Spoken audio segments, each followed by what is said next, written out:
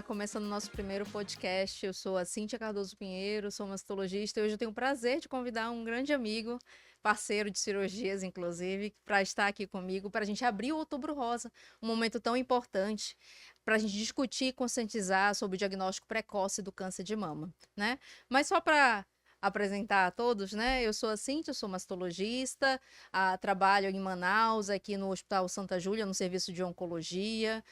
Estou no momento fazendo doutorado pela Unesp, sou professora da Universidade Federal do Amazonas.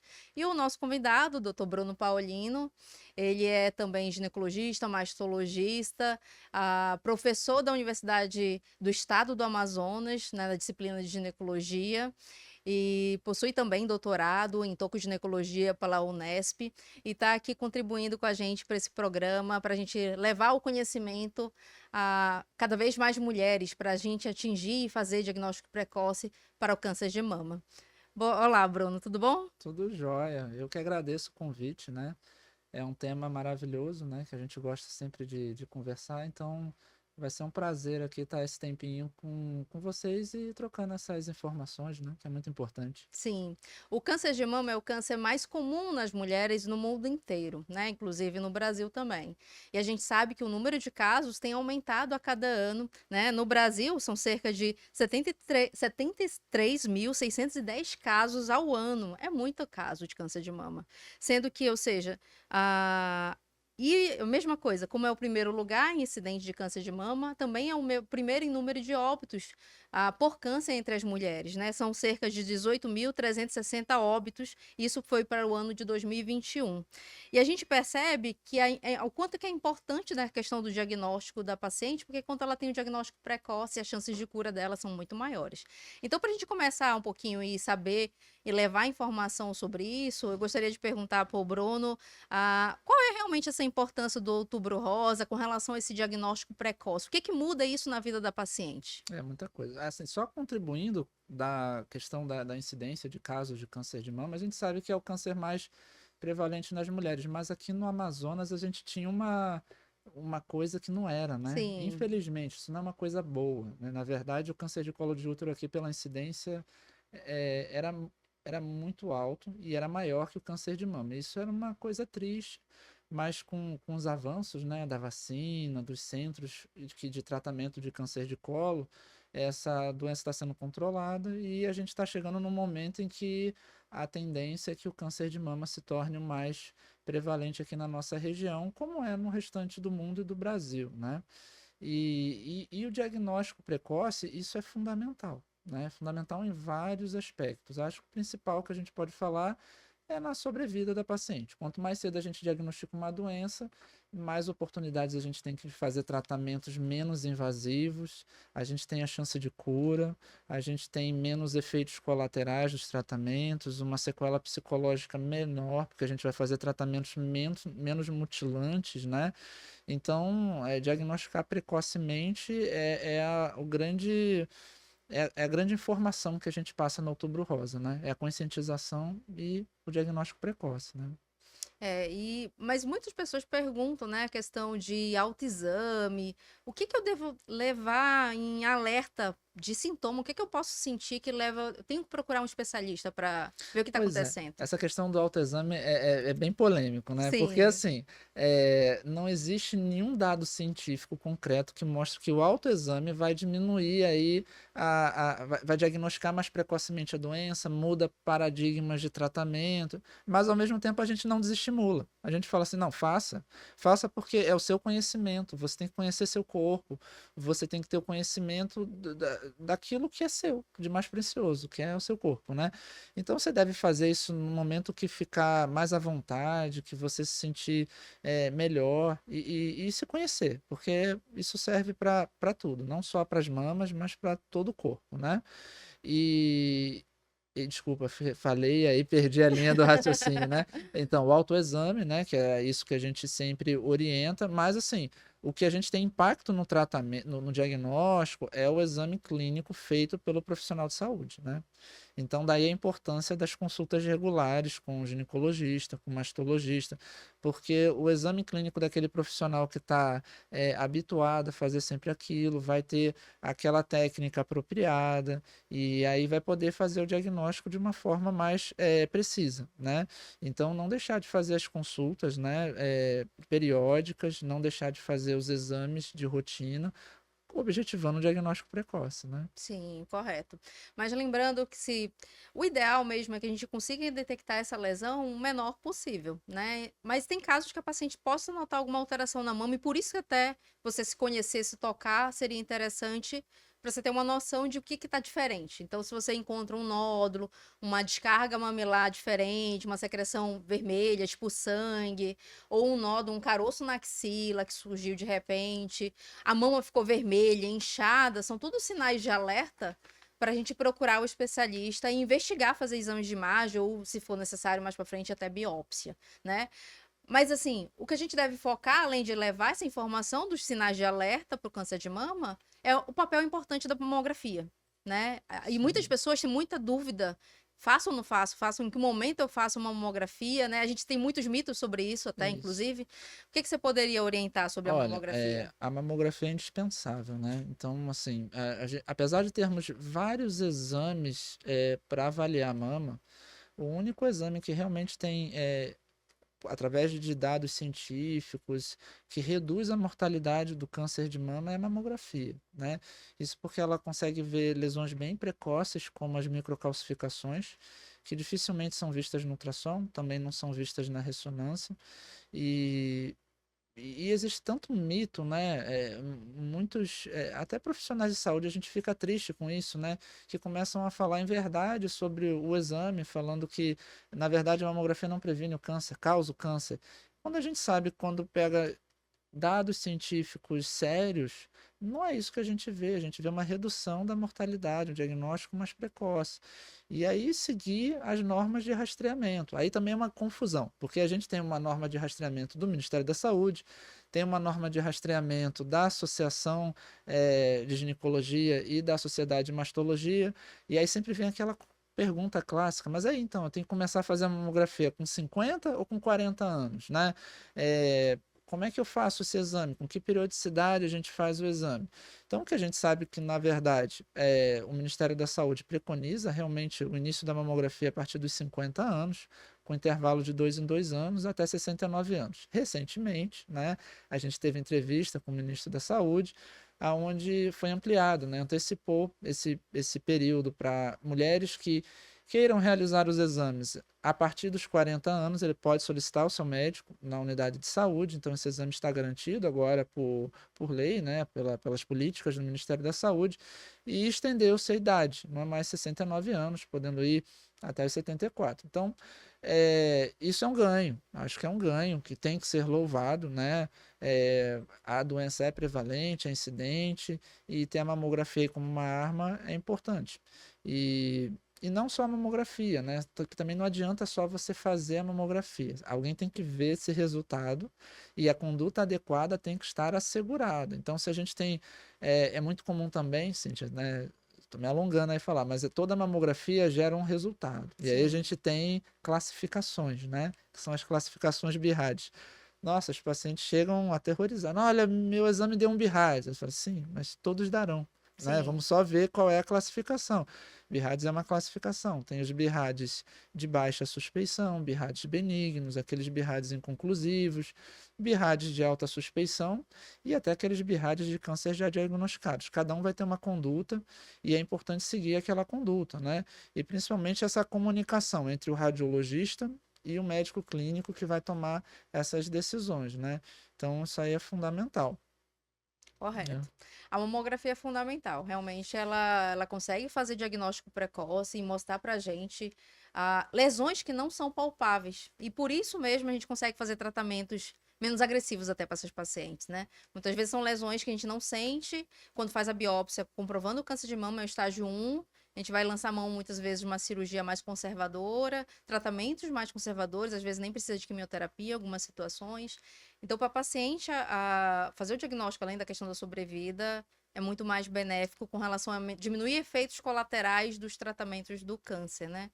E isso já tem, como você falou, É. pesquisas que não há dúvida sobre isso, né? Mas aqui a gente está falando de diagnóstico, né? O que que a gente pode fazer também pensando em fatores de risco? O que que pode fazer para eu minimizar a chance de desenvolver o câncer de mama? Isso é muito interessante, Cíntia, porque eu falei um pouquinho antes sobre o câncer de colo, né? E o câncer de Uhum, colo a gente tem aquela linha de raciocínio completa. Você sabe que a doença é causada por um vírus, já que é um vírus, faz-se a vacina e aí a gente vai conseguir controlar. Por isso que a incidência diminui cada vez mais. No câncer de mama não tem esse ponto, né? Que a gente faça. Cadê a vacina do câncer de mama? Cadê? Não tem, porque é multifatorial.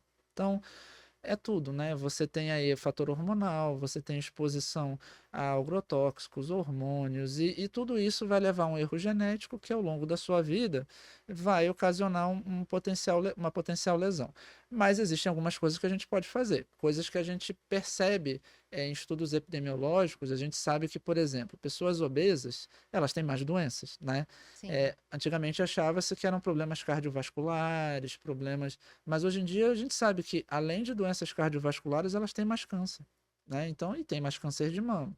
Então, o que que a gente, sabendo disso, qual é a orientação que a gente faz? Poxa, mantenha um peso adequado, né? O IMC adequado, faça atividade física, cuidado com a sua alimentação, né? Evitar bebidas alcoólicas, tudo isso vai contribuir não só para diminuir o risco de câncer de mama, mas para uma vida mais saudável, né?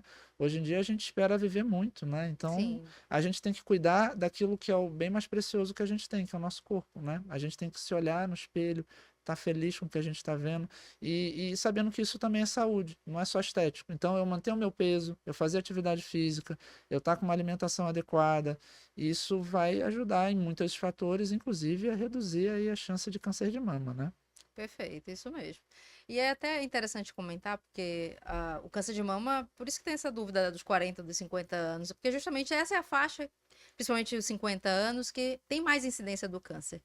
Mas a gente percebe que a faixa dos 40 tem aumentado enormemente, por isso que a gente está antecipando até, o ideal é que comece aos 40 mesmo o rastreamento, fazendo exames e tomando essas medidas, né, que seriam profiláticas. Mas tem situações que às vezes a gente tem que fazer isso antes até dos 40, né? Aqueles casos hereditários, né, que o pessoal sempre fica na dúvida, será que aquilo é um câncer hereditário, é familiar ou não, né? Qual a exposição? Como a gente deve, em que situação eu devo pensar isso e procurar um especialista para começar esse rastreio antes desses 40 Olha, anos? isso que você está falando é fantástico. E eu acho, aí a gente tem que dar César o que é de César, né? A Angelina Jolie ajudou muita gente nisso, né? Porque Sim, quando eu tô com um paciente no consultório, eu falo, olha, lembra da Angelina Jolie? Ela nunca teve câncer, tá? Então aí a gente consegue... Aí eles falam, não, não, é porque todo câncer é genético, né? Então ocorre um erro genético. Só que esse erro genético, você não nasceu com aquele erro. Ele foi se desenvolvendo ao longo da vida por aquilo que a gente falou, exposição a hormônio, agrotóxico, radiação. Só que em uma parcela da população não é isso. Você já nasce com um problema. O erro aconteceu lá no embrião. Você nasceu com aquele problema e em determinado momento aquilo vai acontecer.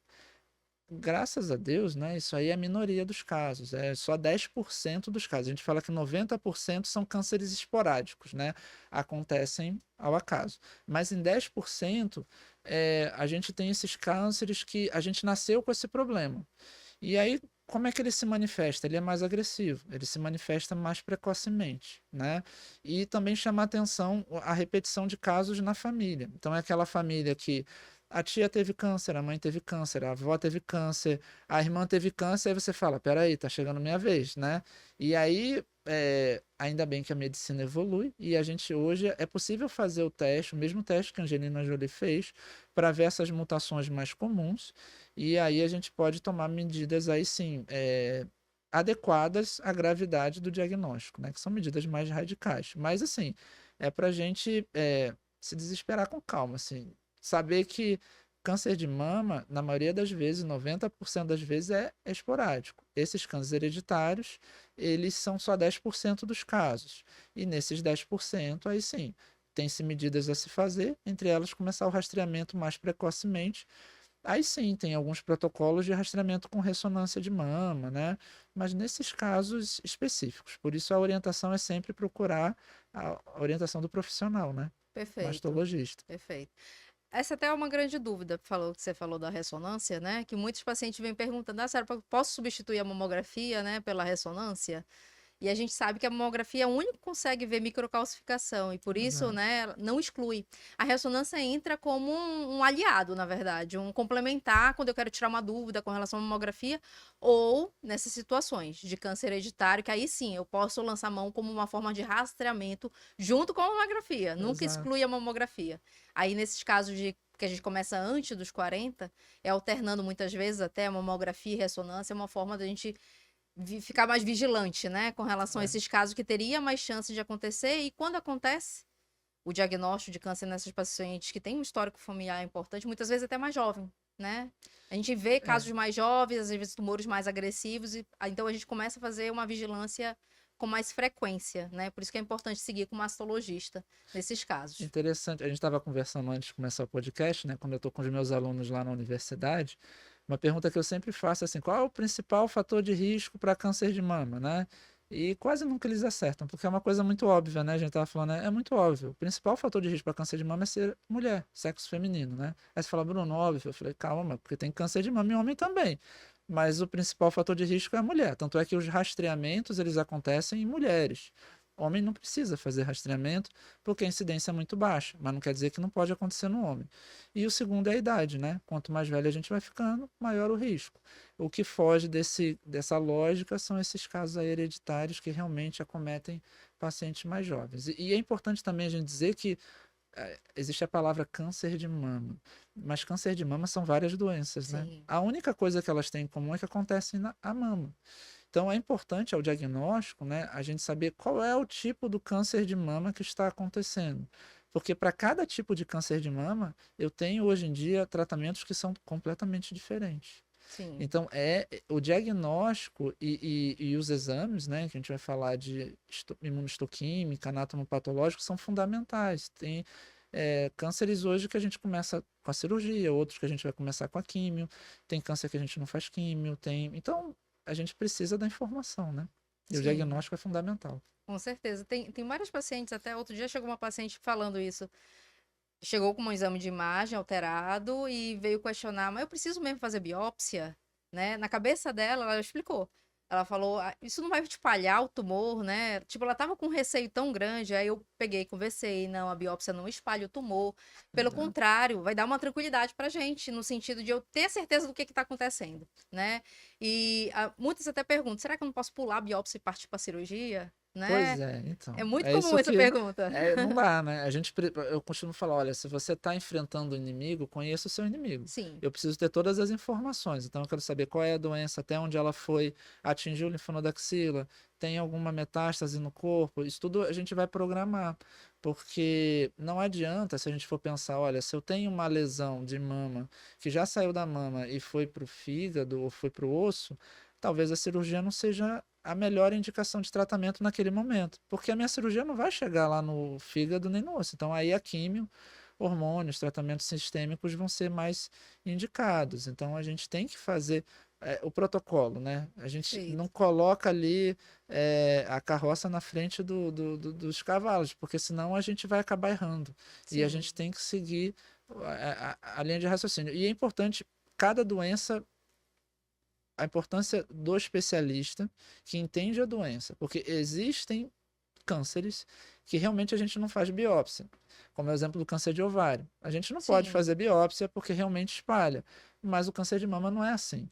Então, daí a importância de você procurar um profissional que entenda com de certeza. câncer, porque ele vai saber, olha, nessa situação não faça biópsia, naquela dali faça biópsia, nessa situação aqui tem vacina, nessa outra aqui é atividade física. Então, câncer é uma palavra ampla para uma gama de doenças diferentes. E no câncer de mama, mais complexo ainda, porque dentro do câncer de mama ainda existem várias doenças diferentes. Então, é, procurar o bom especialista para estar dando informações corretas, eu acho que é o que faz o diferencial no tratamento, né? Sim, até entrando nessa questão dos tipos de câncer de mama e seus tratamentos, muitas pessoas, se for ver, pega um grupo de pacientes que estão fazendo tratamento, uma está fazendo, indo pela cirurgia, outros estão fazendo quimioterapia, outro já está em outro processo.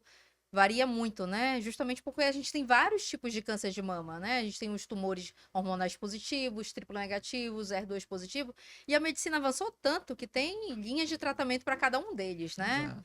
E o que que você pode falar sobre isso com relação ao tratamento? Do que, por Olha, exemplo, uma dúvida importante com relação à cirurgia, né? Que é a nossa área, na verdade, né? Da mastologia.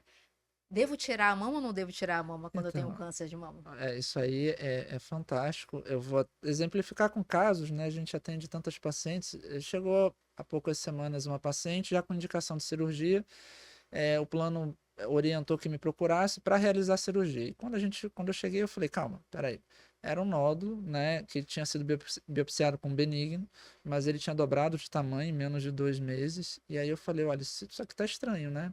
Vamos repetir essa biópsia, porque aquela coisa, vamos conhecer o inimigo antes de entrar. Porque se eu for entrar numa cirurgia do nódulo benigno, é uma coisa. De um câncer é diferente. Repetimos a biópsia, então era realmente um câncer. Então existe essa situação de ter que repetir biópsia. E aí foi aquela coisa, ela já estava preparada para a cirurgia e ela já queria ir para a cirurgia, só que era um nódulo grande, ocupava toda a mama dela. Eu falei, calma, vamos fazer a imunistoquímica para saber qual é o tipo de câncer. E aí veio o tipo de mutação HER2. Eu falei, olha, nesse tipo a gente começa pela quimio. Ele responde muito bem a quimio. Então pode ser que esse nódulo aí, ele desapareça, né? Aí ela falou, doutor, isso é possível? Eu falei, pode. Uhum. E aí aquela cirurgia que inicialmente ia ser uma mastectomia, ela passa a ser um quadrante, porque e é tão eficaz essa tecnologia dessa É. medicação que às vezes o nódulo desaparece e a gente tem que colocar um clipe. Porque aí a gente não vê mais o nódulo, mas a gente tem que tirar aquela área ali. Então, aí a programação cirúrgica. Então, já falei, olha, agora você vai para um oncologista clínica, porque tem que ter um time, né? A gente não faz tudo. Vai para um oncologista clínica, vamos biopsiar a axila, colocar o clipe e partir para essa tentativa. E provavelmente, com a redução do tumor, a gente possa desindicar uma cirurgia radical. Sempre que a gente puder, eu pelo menos prefiro fazer uma cirurgia conservadora, né? O que a gente tem de análises estatísticas de trabalhos? A gente sabe que em nível de satisfação, em nível de sobrevida, elas são muito parecidas. Então, isso depois a gente tem que falar. Se você vai fazer uma mastectomia ou vai fazer uma cirurgia conservadora, um quadrante com radioterapia, o nível de sobrevida em 5 anos é igual. Então, se tanto faz, né, uma ou outra, eu opto por fazer a menos invasiva, só que algumas vezes não é possível. E aí a gente segue nesse raciocínio. Mas, além disso, a gente tem trabalhos que mostram níveis de satisfação, satisfação estética, cosmética. As pacientes que fazem a cirurgia conservadora, elas no final se sentem mais satisfeitas. Porque quando a gente tem aquela imagem da vou fazer uma mastectomia e colocar uma prótese de silicone e vou ficar linda. Infelizmente não é assim.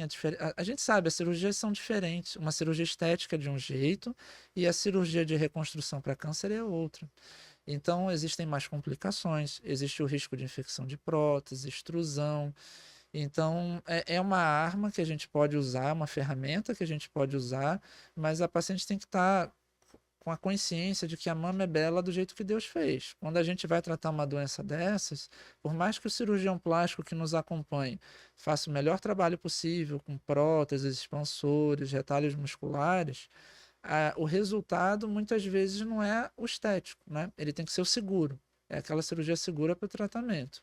Então, sempre que possível, a gente tenta uma cirurgia conservadora, sabendo que em alguns casos a gente vai ter que fazer uma cirurgia mais radical e existem também ferramentas para tentar diminuir as sequelas, né? Como as reconstruções com próteses, expansores, retalhos musculares, né? Então, cada Sim. caso é individualizado. É, isso é interessante porque, como você falou até no início, né? A indicação de eu fazer uma mastectomia ou fazer uma cirurgia conservadora vai depender muito do tamanho do tumor, se é um tumor que eu vou precisar fazer quimioterapia antes para reduzir essa lesão ou não. Eu também sou super favorável da cirurgia conservadora. Né?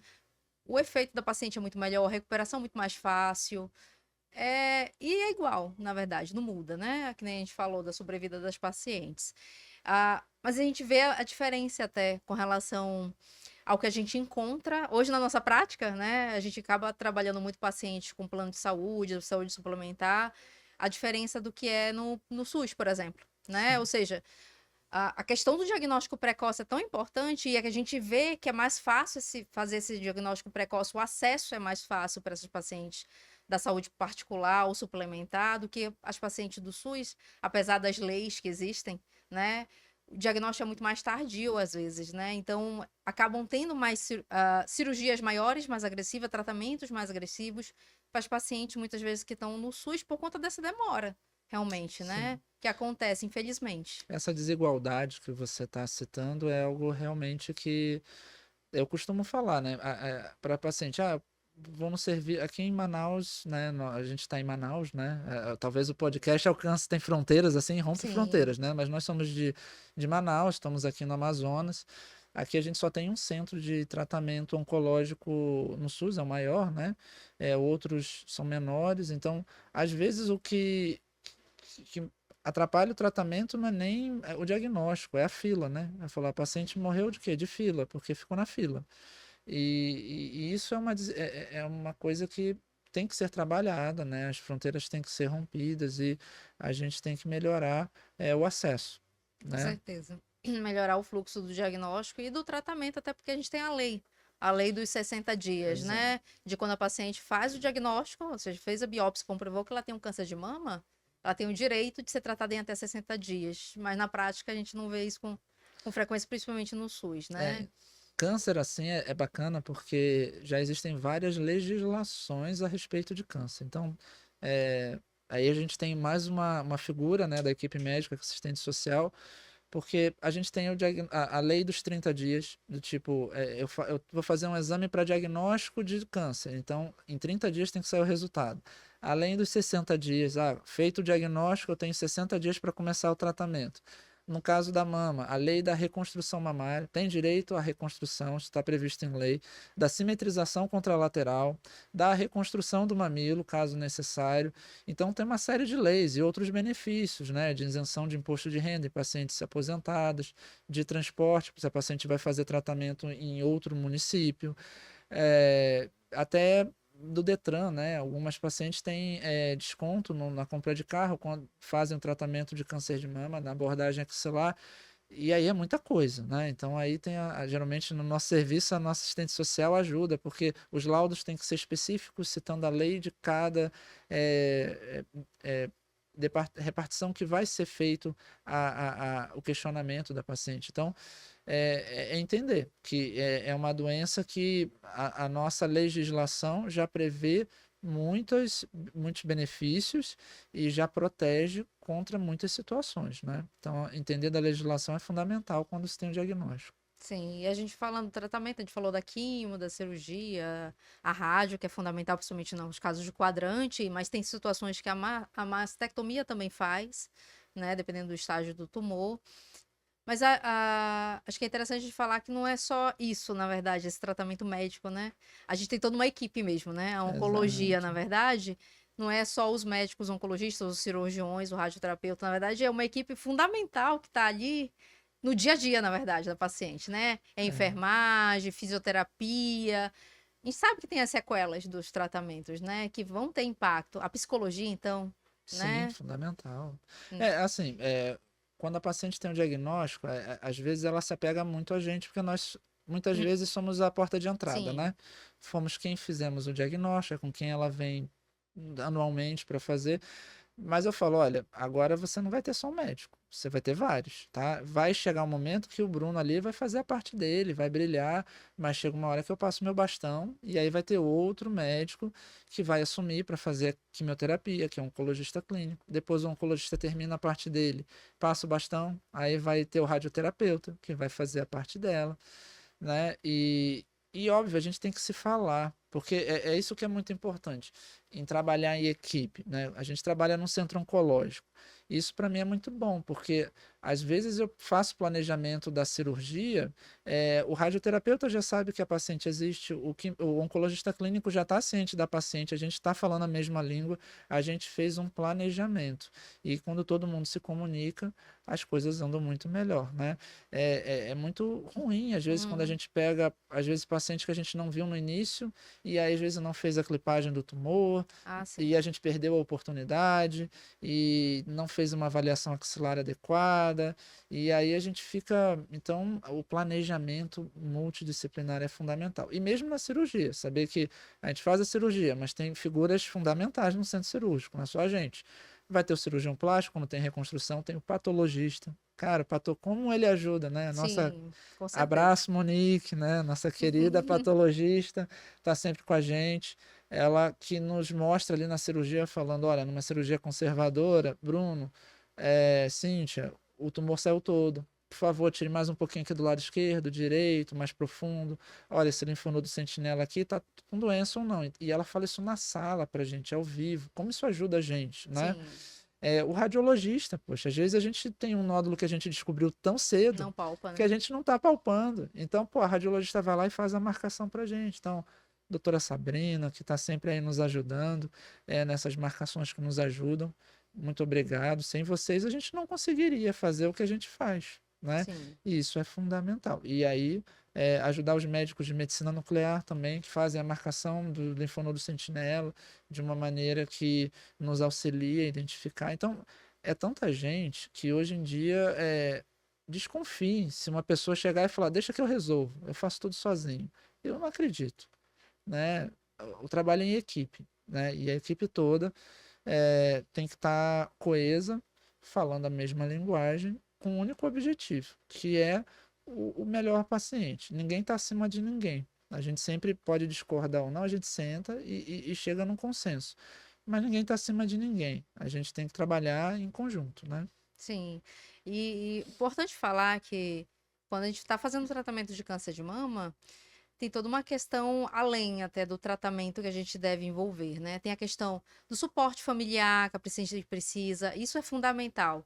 Ela se sentir segura de que tem um apoio da família ali, porque é uma batalha no sentido de é uma travessia longa e difícil, querendo ou não, né? A gente vai ver muitos efeitos colaterais que vão surgir aí do tratamento, né? E é longo. Geralmente, às vezes, é em torno de um ano tratando, né? Ou mais, dependendo de cada caso. Então, você ter alguém ali, um amigo, um familiar, o esposo, a esposa, né? Do seu lado, né? Compartilhando, né? As dificuldades, né? Isso ajuda bastante, dá força para os pacientes realmente seguir, né? A rede de suporte é fundamental. Muitas pacientes, elas têm um poder aquisitivo que falam, poxa, eu prefiro sair, vou lá para São Paulo, vou para o Rio, e aí eu falo, mas e como é que é a sua rede de suporte? Porque hoje em dia, câncer de mama, existem alguns cânceres aqui que em Manaus a gente tem umas limitações, que as pacientes vêm me perguntar e eu falo, ó, realmente nessa situação é melhor você sair. Um exemplo clássico aqui é a urologia, né? Câncer de próstata. A gente sabe que o melhor tratamento cirúrgico é com robô. E a gente ainda não tem essa possibilidade em Manaus. Então, às vezes, é melhor realmente você sair. Mas no câncer de mama, os nossos centros aqui não ficam atrás de nenhum do Brasil.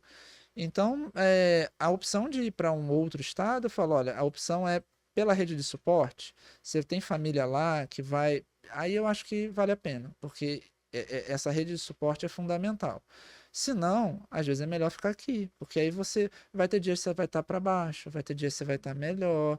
Então, é importante a família estar aí Sim, junto, com né? certeza, E, com e os certeza. impactos na sexualidade, que aí você que é especialista pode falar bastante sobre isso, porque realmente é um tema que a gente às vezes aborda pouco, né? Mas o tratamento mexe com a sexualidade, né? Mexe. Muitas vezes induz sintomas climatéricos, né?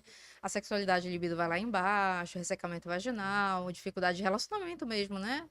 Então, conversar com um ginecologista ou com o mastologista, a equipe, na verdade, com a psicóloga, é fundamental, às vezes, para fazer os ajustes, porque querendo ou não, foi uma mudança grande que aconteceu aí e realmente precisa de ajustes. E lembrar que, na verdade, às vezes pode ser, apesar de ser um momento difícil, muitas vezes é um momento de reconstrução até mental, né? Além de física. De você se redescobrir o que eu vou fazer agora, né? O que eu preciso mudar na minha vida, na verdade, com relação a isso. Talvez os hábitos que estavam ruins, né? Fazer atividade física, conversar com um nutricionista, mudar a alimentação, às vezes tinha uma carga horária de trabalho em excesso, né? Rever suas prioridades, na verdade, né? Exato. E o que que é importante realmente na sua vida. Esses dias, uma paciente minha, a gente tratou há um ano atrás, fez a cirurgia, era um câncer inicial, também fez quadrante com radioterapia. No caso dela, nem precisou de quimioterapia. Aí ela me mandou uma mensagem que ela tá lá em Roma passeando. Ela falou, doutora, eu Olha tava que com medo de maravilha. viajar, mas aí a minha família convenceu.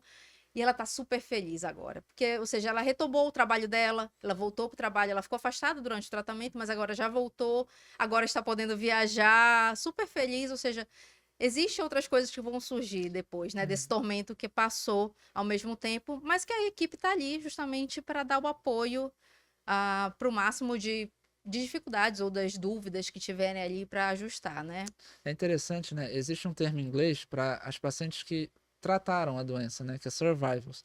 Aí quando a gente traduz, fica um termo meio pejorativo que a gente não gosta, né? Que é sobreviventes. Aí sobrevivente parece que a gente sobreviveu a uma catástrofe, uma guerra.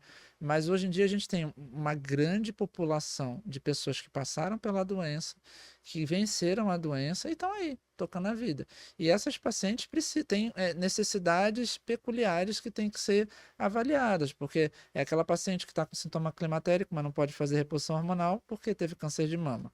Às vezes está com um ressecamento vaginal, então, e não pode fazer creme de estrogênio, quer dizer, até pode, mas tem que ser prescrito o estrogênio adequado, né? E aí tem as sequelas articulares dos tratamentos e às vezes osteoporose. Então, essas pacientes pós-tratamento, elas têm que ter uma abordagem específica. E às vezes é uma consulta ginecológica muito direcionada, que não é o ambulatório de mastologia ou ginecologia comum, né? É um ambulatório bem direcionado para essas pacientes pós-tratamento, né? Sim. Que vale a pena ser citado Com também. certeza. Bom, a gente falou tanta coisa, né? Mas eu acho que ainda existe muitas dúvidas, né? Na verdade, né? Mas eu acho que pra gente finalizar, já que a gente tá num mês tão importante, na verdade, mas que a gente deve se falar durante o ano inteiro, né? Esse outubro rosa, ele vem justamente pra gente fazer esse diagnóstico precoce. E conseguir fazer tratamentos menos agressivos para essas pacientes. Eu queria saber de você, qual a sua mensagem final que você poderia dar aqui no nosso podcast, para a gente, né, orientar esses nossos pacientes para esse mês que é tão importante. Assim, o Outubro Rosa é um mês de conscientização. Então, é isso, é conscientizar sobre a doença, porque quem tem uma frase que é assim, quem não é visto não é lembrado. Então, a gente tem que sempre, todo mês de outubro, lembrar, olha, tá na hora do meu cuidado, daquele carinho pessoal, eu vou fazer meus exames, né? Queria sugerir um filme, a gente estava até conversando antes, né? É um filme que está livre no YouTube, qualquer um pode baixar. Ele fala sobre exatamente isso, os esforços que tantas pessoas fizeram no desenvolvimento de tecnologias, de medicações, para um melhor resultado do tratamento. É a busca incessante do conhecimento. O nome do filme é Viver. Uma Chance para Viver. Tá no YouTube, né? Então vejam, acho que é a distração do seu outubro. Vai e vejam um filme bacana e façam seus exames, né? E principalmente, ao perceber que alguma coisa não está certa, procure ajuda especializada, né? Hoje em dia, Instagram tem tanta coisa que não é boa, então procure um profissional realmente que seja mastologista, aí registro do CRM ajuda, da Sociedade Brasileira ajuda, que realmente possa te ajudar dentro das técnicas mais adequadas, porque medicina ela é uma ciência. Eu vou seguir ali aquele padrão e eu sei que eu vou ter uma determinada resposta. Quando você foge daquilo, a gente para num desconhecido, né? Então, desconfiem de fórmulas milagrosas, remédios únicos, aquele tratamento do protocolo Master Super que só a clínica X faça. Isso aí me dá arrepios, né? Então, assim, confie na ciência, porque muita gente trabalhou duro ali, pesquisando, tendo resultados, para poder ter melhoras concretas, né? Então procure sempre um profissional habilitado, credenciado, que está se atualizando, né? E aproveite o outubro para isso. Então, um grande abraço para vocês, agradeço o convite, foi um grande prazer. Espero estar aqui de volta outras vezes, né? E vamos para o nosso Outubro Rosa, né? Com certeza. Então, finalizando aqui, se você tiver dúvidas, coloque aqui nos comentários, compartilhe. Essa informação é muito importante que chegue o máximo de número de pessoas. Leve a informação do Outubro Rosa, né? Prevenção, juntos somos mais fortes, né? Esse é o lema da Sociedade Brasileira de Mastologia. Então, a gente está aqui justamente para levar a informação do Outubro Rosa. Muito obrigada, Bruno. Foi ótima a nossa conversa, foi excelente. Tá, Um abraço. Tchau, tchau. Tchau.